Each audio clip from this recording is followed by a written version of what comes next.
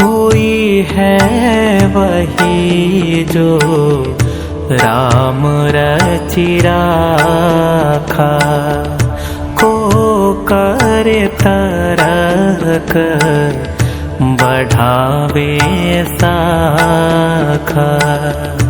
कोई है वही जो राम रचि राखा, को करे तरक बढ़ावे साखा।